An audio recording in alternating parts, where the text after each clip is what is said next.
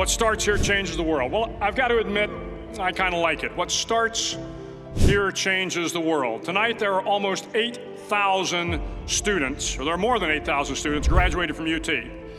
So that great paragon of analytical rigor, Ask.com, says that the average American will meet 10,000 people in their lifetime. 10,000 people, that's a lot of folks. But if every one of you changed the lives of just 10 people, and each one of those people changed the lives of another 10 people, and another 10, then in 5 generations, 125 years, the class of 2014 will have changed the lives of 800 million people. 800 million people. Think about it. Over twice the population of the United States. Go one more generation, and you can change the entire population of the world, 8 billion people. If you think it's hard to change the lives of 10 people, change their lives forever, you're wrong. So here are the 10 lessons I learned from basic SEAL training that hopefully will be of value to you as you move forward in life.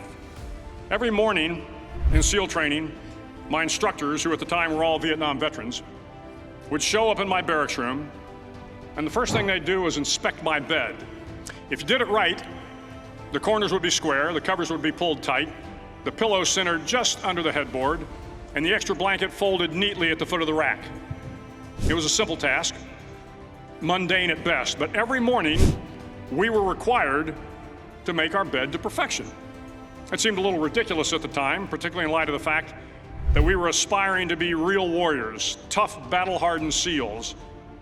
But the wisdom of this simple act has been proven to me many times over.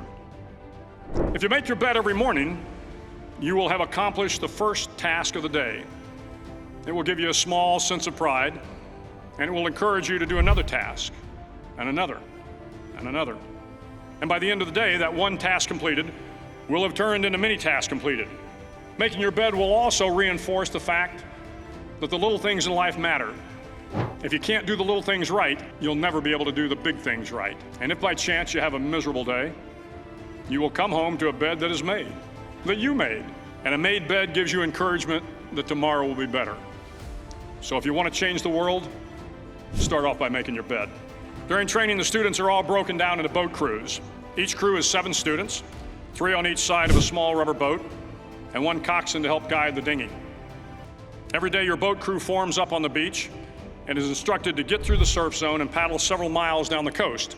In the winter, the surf off San Diego can get to be 8 to 10 feet high, and it is exceedingly difficult to paddle through the plunging surf unless everyone digs in. Every paddle must be synchronized to the stroke count of the coxswain. Everyone must exert equal effort, or the boat will turn against the wave and be unceremoniously dumped back on the beach. For the boat to make it to its destination, everyone must paddle. You can't change the world alone. You will need some help. And to truly get from your starting point to your destination takes friends, colleagues, the goodwill of strangers, and a strong coxswain to guide you. If you want to change the world, find someone to help you paddle. Over a few weeks of difficult training, my SEAL class, which started with 150 men, was down to just 42. There were now 6 boat crews of 7 men each. I was in the boat with the tall guys, but the best boat crew we had was made up of the little guys, the Munchkin crew, we called them. No one was over 5'5", but somehow these little guys from every corner of the nation and the world always had the last laugh, swimming faster than everyone and reaching the shore long before the rest of us. SEAL training was a great equalizer. Nothing mattered but your will to succeed, not your color, not your ethnic background, not your education, not your social status. If you want to change the world, measure a person by the size of their heart, not by the size of their flippers. The instructors would line up the class and do a uniform inspection. It was exceptionally thorough. Your hat had to be perfectly starched, your uniform immaculately pressed, your belt buckle shiny and void of any smudges.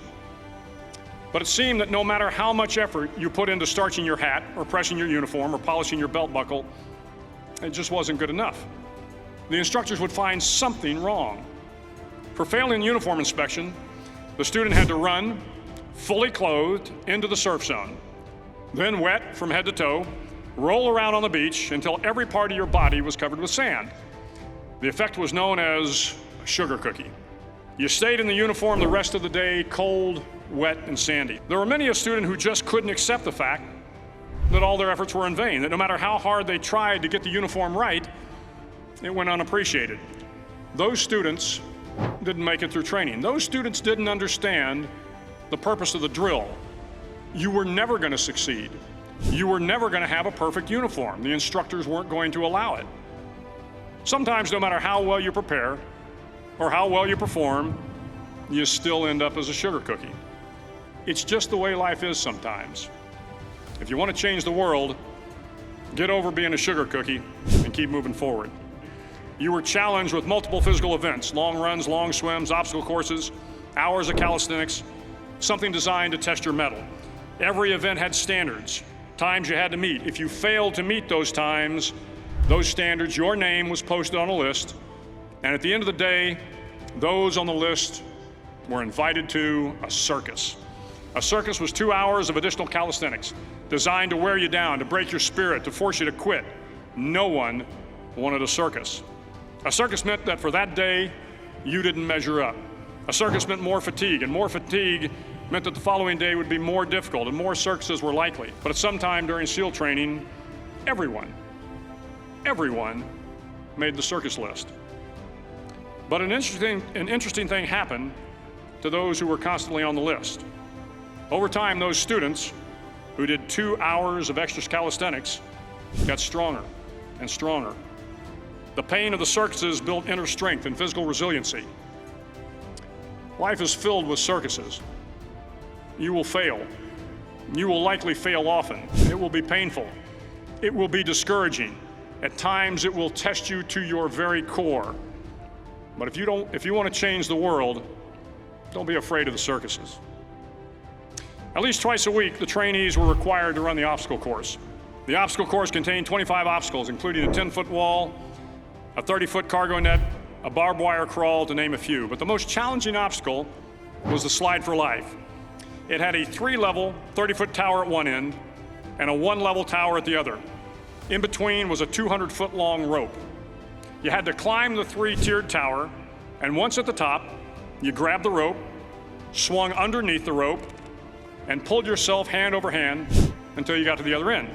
The record for the obstacle course had stood for years when my class began in 1977.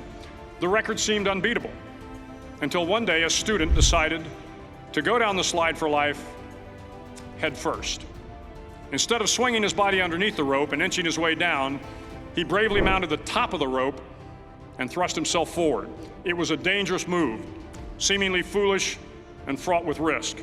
Failure could mean injury and being dropped from the course. Without hesitation, the student slid down the rope perilously fast.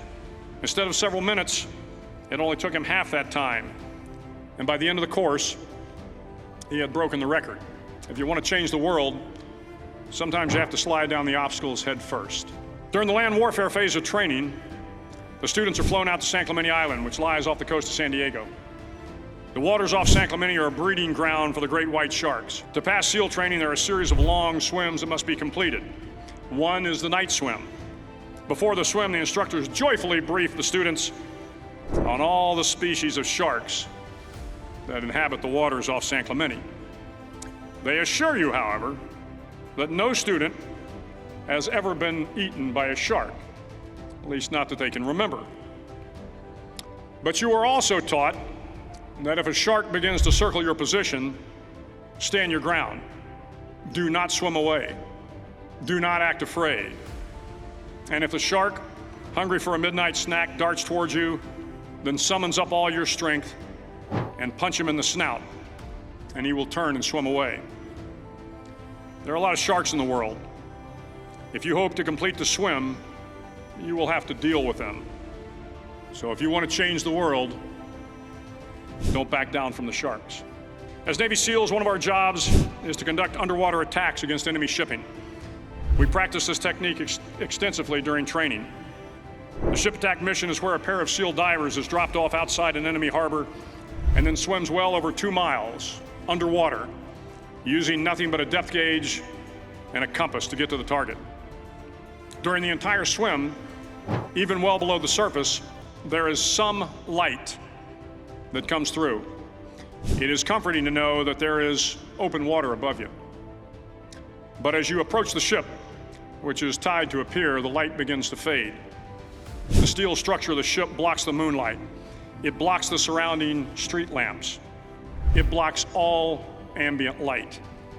To be successful in your mission, you have to swim under the ship and find the keel, the center line, and the deepest part of the ship. This is your objective. But the keel is also the darkest part of the ship, where you cannot see your hand in front of your face, where the noise from the ship's machinery is deafening, and where it gets to be easily disoriented, and you can fail.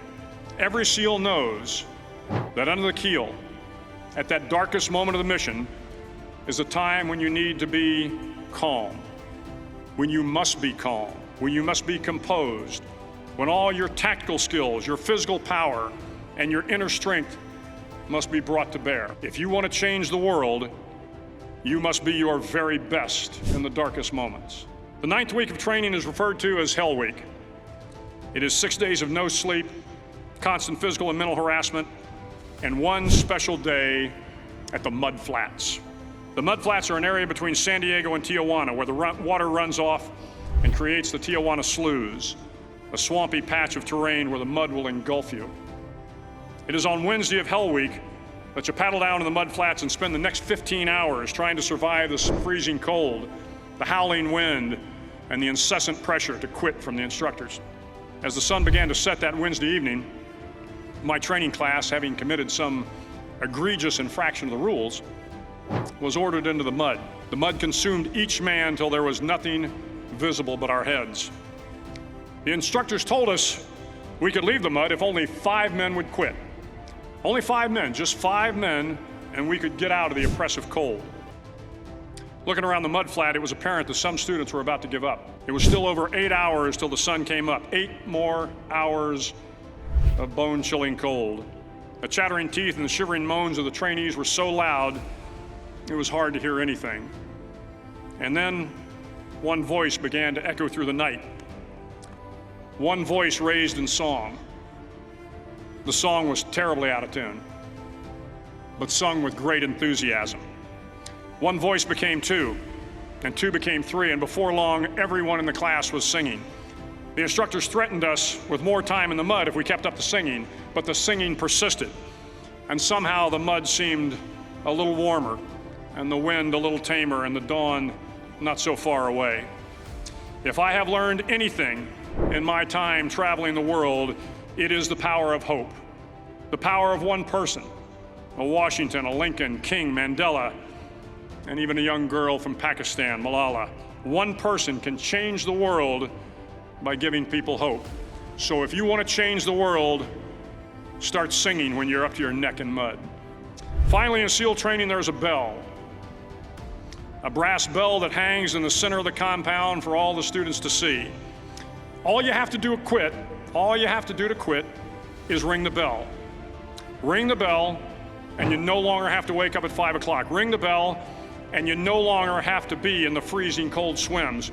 Ring the bell, and you no longer have to do the runs, the obstacle course, the PT, and you no longer have to endure the hardships of training. All you have to do is ring the bell to get out. If you want to change the world, don't ever, ever ring the bell.